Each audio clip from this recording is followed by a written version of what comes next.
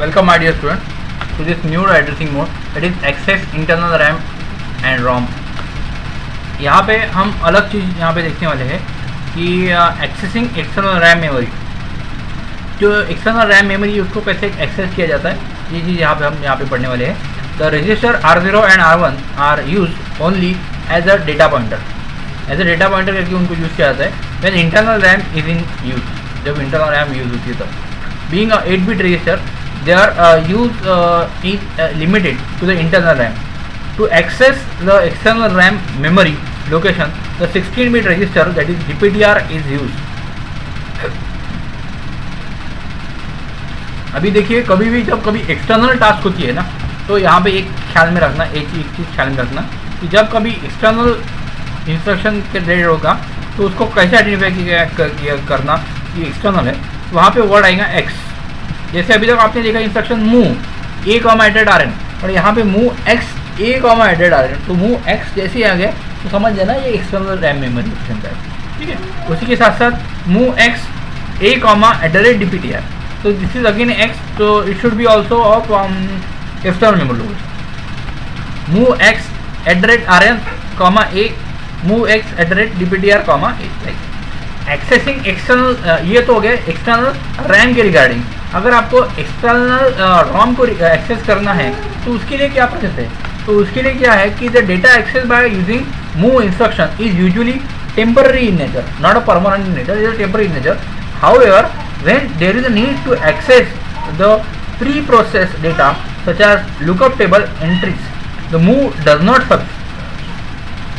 suffix, so this data is permanently stored in a program ROM.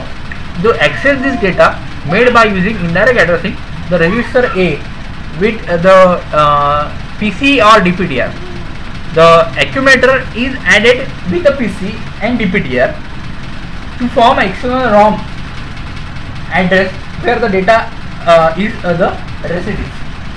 We can see that particular instruction in most of the way, and this is in 8051 it said it told as a very complicated instruction, because we get some idea before that one. Instruction the data is in accumulator, then replaced by the newly find data in external ROM location. Add address. Move C. Here move C A comma @ A plus DPTR, यानी content of accumulator, content of accumulator plus content of DPTR, इन दोनों की जो addition होंगी वहाँ उस address पे जो data होगा वो डेटा को मूव करो एक्यूमुलेटर में, यानी content of accumulator plus content of DPTR, इन दोनों की एडिशन परफॉर्म करो। इन जो इनकी जो एडिशन होंगी उसके रिजल्ट पे का जो डेटा होगा वो डेटा एक्यूमुलेटर में मूव करो। That is a very complicated instruction. After that move C A comma @ A plus PC, इसका मतलब content of accumulator plus content of program counter, इन दोनों की एडिशन करो, और उन दोनों की एडिशन के बाद जो आया हुआ एड्रेस है उस एड्रेस पर का डेटा मूव करो एक्यूमुलेटर में। That is a complicated process will be available whenever we have to access the ROM memory. External ROM location को अगर एक्सेस करना होगा तो उसमें आपको वो इस टाइप से इंस्ट्रक्शन देना पड़ेगा। Get it? ओके। उसके बाद है push and pop. There are some programming, but right now आपके अभी तक इंस्ट्रक्शन नहीं शुरू किए, तो मैं वो प्रोग्रामिंग बाद में आता हूँ। एक पुश और पॉप का जो इंस्ट्रक्शन है, पुश पॉप ऑपकोड, वो हम यहाँ पे देख लेते।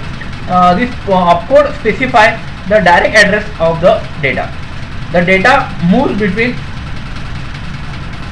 Between stack and specified memory address.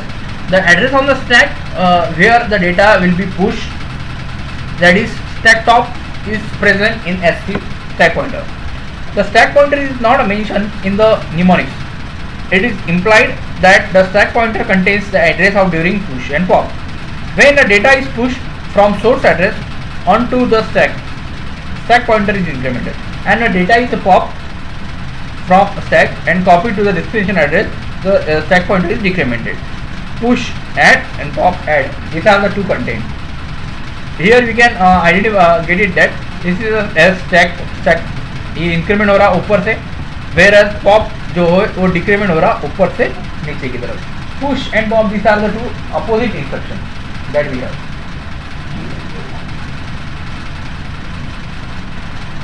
यहाँ पे कुछ कमांड दी है, ये इंटरनल रैम.